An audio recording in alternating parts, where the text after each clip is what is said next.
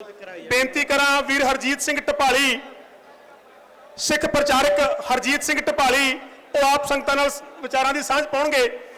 मेरी बेनती है जिथे जिथे आवाज आती जिथे तुसीं खड़े हो उत्थे बैठ जाओ प्लीज। ठीक है, धुप बहुत है, बैठ जाओ वीर जी, बैठ जाओ। इधर स्टेज के सज्जे पासे इस तरह ना करो, जिहड़ा सज्जे पासे स्टेज तो इथों अंदर आउण दी जिद ना करो। जिहड़ा नाम लिखिया गया उन्होंने अंदर आउण दिओ, असीं अनुशासन बनाउणा है। हुण विचारा सुनदा वीर हरजीत सिंह ढपाली जिहड़े कि दरबारे खालसा के आगू ने, सिख प्रचारक ने हरजीत सिंह ढपाली बेबाक गल्लां करदे ने। ढपाली साहब ऐस माइक ते आजो।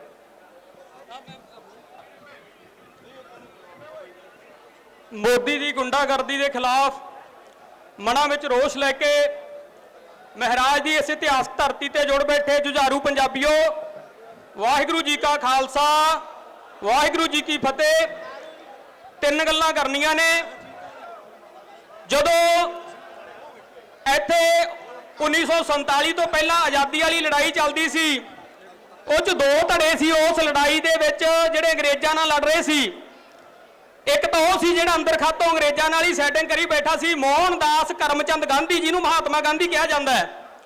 जदों असैंबली दे विच भगत सिंह हुणा ने बंब सुट्टिया, उहदे नाल कोई बंदा नहीं सी मारिया।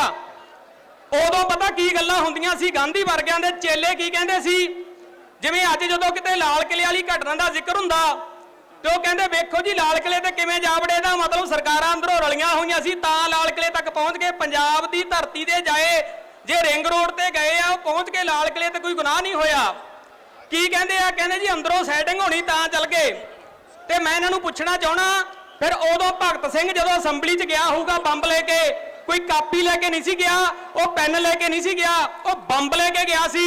ते जदों भगत सिंह ने असैंबली च बंब सुट्टिया होना ते गांधी दे चमचे कहंदे होने आ अंग्रेज़ां नाल रलिया होया भगत सिंह ने इहनूं असैंबली च किवें लंघण देता। ते जदों भगत सिंह नूं फांसी दी सज़ा हुंदी आ ते इन्हां ने गांधी वर्गियां ने विरोध कीता सी। जदों भगत सिंह फांसी चढ़ जांदा गांधी वर्गियां ने सुख दा साह लिया सी। क्यों? क्योंकि उन्होंने पता सी जे सराबे वर्गे भगत सिंह वर्गे जिउंदे रहिंदे ते गांधी नूं किसी ने बापू नहीं सी बनाउणा ते नेहरू वर्गे कदे प्रधानमंत्री नहीं सी बन सकदे।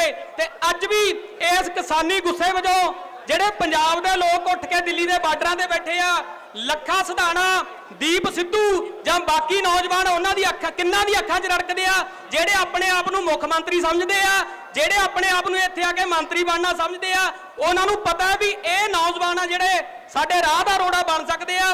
इसलिए उस स्टेज तो इहो जिहियां स्टेटमेंटां दित्तियां गईयां ने जिन्हां दा असीं पहले दिन तो विरोध करदे आ। 32 जथेबंदियां चों सारे नहीं माड़े हैगे, 17 इहे जिहे ने जिहड़े अज भी फाने वांगू अड़े होए ने, जिहड़े कहंदे आ भी बिल रद्द करा के जाना। पर यह गल क्लीयर आ, जिहड़े लोकां ने उत्थे स्टेज ते खड़ के गदार वाले नारे लाए सी, उन्हां नूं जे सुरजीत सिंह फूल नूं डिसमिस कीता जा सकदा माड़ी जी गलती करके, हालांकि गलती है नहीं सी। जे हरपाल सिंह संघे नूं 32 जथेबंदियां जो डिसमिस किया जा सकता, पर ईमानदारी नाल बाहां खड़ियां करके जिहड़ी मैं गल कहण लग्या जे सहमत हो तां तुसीं जरूर हामी भरियो। जे हरपाल संघे ते सरजीत फूल नूं डिसमिस किया जा सकता, फिर वह बंदा जिन्हें पंजाब की धरती ते जाया नूं जिहड़े बंदे ने पहले दिन तो 7 महीने हो गए घर छड्डिया ते पंजाब दे पिंड पिंड जाके नौजवानों नूं लामबंद किया, जिहड़ा बंदा सारा कुछ दाऽ ते ला के सिर तली ते रख के दिल्ली नाल लड़ाई लड़ रहा, उस लखे सिधाने के खिलाफ मुर्दाबाद के नारे लाउण वाले रजिंदर सिद्धू नूं भी 32 जथेबंदियां चों डिसमिस किया जाना चाहिए। रजिंदर नूं जिहड़ा दीप सिंह वाले सहमत हो, बोलो सो निहाल सत श्री अकाल। अगली गल उन्होंने कहन लग्या ਜਿਹੜੇ ਕਹਿੰਦੇ ਆ ਵੀ ਆ ਜਿਹੜੇ ਇਹ ਗੱਲਾਂ ਕਰਦੇ ਆ ਲੱਖੇ ਸਿਧਾਣੇ ਹੁਣਾਂ ਦੇ ਹੱਕ 'ਚ, ਦੀਪ ਸਿੱਧੂ ਹੁਣਾਂ ਦੇ ਹੱਕ 'ਚ, ਇਹ ਫੇਸਬੁੱਕੀਏ ਆ, ਉਹਨਾਂ ਨੂੰ ਬੇਨਤੀ ਕਰਨੀ ਚਾਹਣਾ 9 ਕਿੱਲਿਆਂ ਦੀ ਮੰਡੀ ਆ ਮਹਾਰਾਜ ਦੀ, ਇੱਥੇ ਤਿਲ ਸਿੱਟਣ ਨੂੰ ਥਾਂ ਨਹੀਂ। ਅੱਜ ਅਸੀਂ ਇੱਥੇ ਐਲਾਨ ਕਰਤਾ, ਦੱਸਤਾ ਵੀ ਆ ਜਿਹੜੇ ਨੌਜਵਾਨ ਨੇ ਆ ਪੰਜਾਬ ਦੇ ਜਿਹੜੇ ਅਣਖੀ ਲੋਕ ਆ, ਇਹ ਫੇਸਬੁੱਕ ਦੇ ਪੁੱਤ ਨਹੀਂ, ਇਹ ਮਾਂ ਮਿੱਟੀ ਦੇ ਪੁੱਤ ਆ।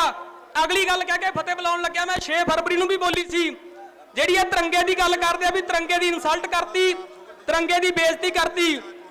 जदों गाजीपुर बार्डर ते यूपी दे रहन वाला बलविंदर सिंह किसान शहीद हो जाता, ओदी डैड बॉडी ओदी लोथ ओदे पिंड पहुंचती है, ध्यान नाल सुनिया ते मोदी दा भगत जे कोई मोदी के चमचे को जवाब होया इस गल का मेरे नाल संपर्क करे देवे जवाब। 6 तरीक को गल बोली सी, अज तक कहता फोन नहीं आया। ਦੁਬਾਰੇ ਇਸ ਇਕੱਠ 'ਚ ਬੋਲ ਰਿਹਾ। ਗਾਜ਼ੀਪੁਰ ਬਾਰਡਰ ਤੇ ਯੂਪੀ ਦੇ ਨੌਜਵਾਨ ਬਲਵਿੰਦਰ ਸਿੰਘ ਦੀ ਮੌਤ ਹੋ ਜਾਂਦੀ, ਸ਼ਹੀਦ ਹੋ ਜਾਂਦਾ, ਉਹਦੀ ਲੋਥ ਘਰੇ ਜਾਂਦੀ ਆ। ਉਹਦੇ ਪਰਿਵਾਰ ਵਾਲੇ ਜਦੋਂ ਉਹਦੀ ਲੋਥ ਨੂੰ ਸਿਵਿਆਂ 'ਚ ਲੈ ਕੇ ਜਾਂਦੇ ਆ ਤਾਂ ਬਲਵਿੰਦਰ ਸਿੰਘ ਦੀ ਲੋਥ ਉੱਤੇ ਤਿਰੰਗਾ ਪਾ ਦਿੰਦੇ ਆ। ਉਹ ਤਿਰੰਗਾ ਪਾ ਕੇ ਸਿਵਿਆਂ 'ਚ ਲੈ ਕੇ ਜਾਂਦੇ ਆ ਉਹਦੇ ਪੁੱਤ ਦੀ ਲੋਥ ਨੂੰ। ਤਾਂ ਯੂਪੀ ਦੀ ਸਰਕਾਰ, ਭਾਜਪਾ ਦੀ ਸਰਕਾਰ, ਉਸ ਸ਼ਹੀਦ ਹੋਏ ਬਲਵਿੰਦਰ ਸਿੰਘ ਦੀ ਮਾਂ ਜਸਵੀਰ ਕੌਰ ਤੇ ਉਹਦੇ ਭਰਾ ਗੁਰਵਿੰਦਰ ਸਿੰਘ ਤੇ ਪਰਚਾ ਕਰ ਦਿੰਦੇ ਆ। ਕਹਿੰਦੇ ਤੁਸੀਂ ਇੱਕ ਡੈੱਡ ਬੋਡੀ ਤੇ ਇੱਕ ਮੁਰਦੇ ਤੇ ਤਿਰੰਗਾ ਝੰਡਾ ਪਾ ਕੇ ਤਿਰੰਗੇ ਦੀ ਬੇਇੱਜ਼ਤੀ ਕੀਤੀ ਆ। ਯੂਪੀ ਦੀ ਸਰਕਾਰ ਨੇ ਉਸ ਮਾਂ ਤੇ ਪਰਚਾ ਕਰਤਾ ਜਿਹਦਾ ਨੌਜਵਾਨ ਪੁੱਤ ਸਿਵਿਆਂ ਦੀ ਰਾਖ ਹੋ ਗਿਆ। ਉਸ ਭਰਾ ਤੇ ਪਰਚਾ ਕਰਤਾ ਜਿਹਦੀ ਬਰਾਬਰ ਦੀ ਬਾਂਹ ਟੁੱਟ ਗਈ, ਬਲਵਿੰਦਰ ਸਿੰਘ ਦੁਨੀਆ 'ਚੋਂ ਚਲਾ ਗਿਆ। ਸੋ ਇਸ ਮੋਦੀ ਸਰਕਾਰ ਨੂੰ ਮੈਂ ਪੁੱਛਣਾ ਚਾਹੁੰਦਾ, ਜੇ ਇੱਕ ਕਿਸਾਨ ਦੀ ਲੋਥ ਤੇ ਤਿਰੰਗਾ ਪੈ ਗਿਆ ਤੁਸੀਂ ਕਹਿੰਦੇ ਹੋ ਬੇਅਦਬੀ ਹੋ ਗਈ। 26 ਫਰਵਰੀ 2018 ਨੂੰ ਦੁਬਈ ਦੇ ਹੋਟਲ 'ਚ ਸ਼ਰਾਬ ਨਾਲ ਰੱਜ ਕੇ ਸ਼੍ਰੀ ਦੇਵੀ ਮਰੀ ਸੀ ਤੇ ਜਦੋਂ ਦੁਬਈ 'ਚੋਂ ਸ਼੍ਰੀ ਦੇਵੀ ਦੀ ਲੋਥ ਪਹੁੰਚੀ ਸੀ ਇੱਥੇ ਭਾਰਤ ਤਾਂ ਬੰਬੇ ਦੇ ਸਿਵਿਆਂ 'ਚ ਜਦੋਂ ਸ਼੍ਰੀ ਦੇਵੀ ਦਾ ਸੰਸਕਾਰ ਕੀਤਾ ਸੀ ਤਾਂ ਸ਼੍ਰੀ ਦੇਵੀ ਦੀ ਲੋਥ ਤੇ ਵੀ ਤਿਰੰਗਾ ਪਾਇਆ ਸੀ। ਮੈਂ ਮੋਦੀ ਦੇ ਚਮਚਿਆਂ ਨੂੰ ਪੁੱਛਣਾ ਚਾਹੁੰਦਾ, ਸ਼੍ਰੀ ਦੇਵੀ ਤੁਹਾਡੀ ਮਾਂ ਉਹ ਕਿਹੜਾ ਕਾਰਗਲ ਜਿੱਤ ਕੇ ਆਈ ਸੀ, ਸ਼ਰਾਬ ਨਾਲ ਰੱਜ ਕੇ ਮਰੀ ਸੀ। ਜੇ ਇਸ ਮਾਂ ਮਿੱਟੀ ਦਾ ਜਾਇਆ ਕੋਈ ਕਿਸਾਨ ਦੁਨੀਆ 'ਚੋਂ ਜਾਂਦਾ, ਜੇ ਉਹਦਾ ਤਿਰੰਗਾ ਪਾਇਆ ਜਾਂਦਾ ਤੁਸੀਂ ਪਰਚਾ ਕਰਦੇ ਹੋ। ਤੇ ਜਿਹੜੇ ਡੈਮੋਕ੍ਰੇਸੀ ਦੇ ਤੋਤੇ ਬਣੇ ਹੋਏ ਆ, ਖਾਸ ਤੌਰ ਤੇ ਸਿੱਖੀ ਦੇ ਪ੍ਰਚਾਰਕ ਵੀ ਕਹਾਉਂਦੇ ਆ ਤੇ ਦੋਗਲੀਆਂ ਗੱਲਾਂ ਕਰਦੇ ਆ। ਮੈਂ ਉਹਨਾਂ ਨੂੰ ਦੱਸਣਾ ਚਾਹਣਾ, ਗੁਰੂ ਤੇਗ ਬਹਾਦਰ ਪਾਤਸ਼ਾਹ ਦੇ ਵਿਚਾਰ ਕਥਾ ਕਰਨੀ ਛੱਡ ਦਿਓ ਅੱਜ ਤੋਂ ਬਾਅਦ। ਜੇ ਤੁਸੀਂ ਆ ਦੀਪ ਸਿੱਧੂ ਹੁਣਾਂ ਦੇ, ਲੱਖੇ ਹੁਣਾਂ ਦੇ ਹੱਕ 'ਚ ਨਹੀਂ ਬੋਲ ਸਕਦੇ।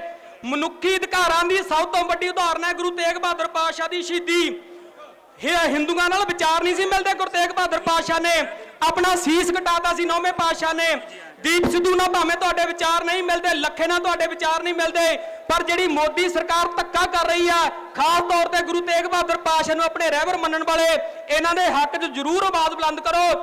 ਕਿੰਨਾ ਧੱਕਾ, ਜਦੋਂ ਦੁਬਾਰੇ ਰਿਮਾਂਡ ਲਿਆ ਜਾਂਦਾ ਜੱਜ ਦੇ ਘਰੇ 8:30 ਵਜੇ ਪਹੁੰਚ ਜਾਂਦੇ ਆ ਪੁਲਿਸ ਵਾਲੇ ਲੈ ਕੇ ਤੇ ਜੱਜ ਦੇ ਘਰੋਂ ਅਦਾਲਤ ਵਿੱਚ 30 ਹਜ਼ਾਰੀ ਅਦਾਲਤ ਵਿੱਚ ਵਕੀਲ ਉਡੀਕ ਰਹੇ ਆ। ਇੱਕੋ ਬੰਦਾ ਜਿਹੜਾ ਖੁਦ ਭਾਰਤ ਦਾ ਸਭ ਤੋਂ ਮੰਨਿਆ ਪ੍ਰਮੰਨਿਆ ਵਕੀਲ ਆ ਦੀਪ ਸਿੱਧੂ, ਉਹਦੇ ਨਾਲ ਐਡਾ ਧੱਕਾ ਕਿ ਜੱਜ ਦੇ ਘਰੋਂ ਜਾ ਕੇ ਰਿਮਾਂਡ ਲਿਆ ਜਾ ਸਕਦਾ। ਇਸ ਧੱਕੇ ਦੇ ਖਿਲਾਫ ਅੱਜ ਪੰਜਾਬ ਦਾ ਯੂਥ ਸੜਕਾਂ ਤੇ ਉਤਰਿਆ। ਅਸੀਂ ਹਰ ਤਰੀਕੇ ਨਾਲ ਕਿਸਾਨੀ ਅੰਦੋਲਨ ਦੇ ਨਾਲ ਆ। ਕਿਸਾਨੀ ਅੰਦੋਲਨ ਨੂੰ ਦੋਫਾੜ ਨਹੀਂ ਕਰਨਾ ਚਾਹੁੰਦੇ, ਪਰ ਕਿਸਾਨੀ ਅੰਦੋਲਨ ਦੀ ਆੜ 'ਚ ਜਿਹੜੇ ਦੋਗਲੇ ਸਾਡੇ ਨੌਜਵਾਨਾਂ ਨੂੰ ਗਦਾਰ ਕਹਿਣਗੇ ਉਹ ਸਾਡੀ ਜੁੱਤੀ ਦੇ ਯਾਦ ਨਹੀਂ। ਵਾਹਿਗੁਰੂ ਜੀ ਕਾ ਖਾਲਸਾ, ਵਾਹਿਗੁਰੂ ਜੀ ਕੀ ਫਤਿਹ।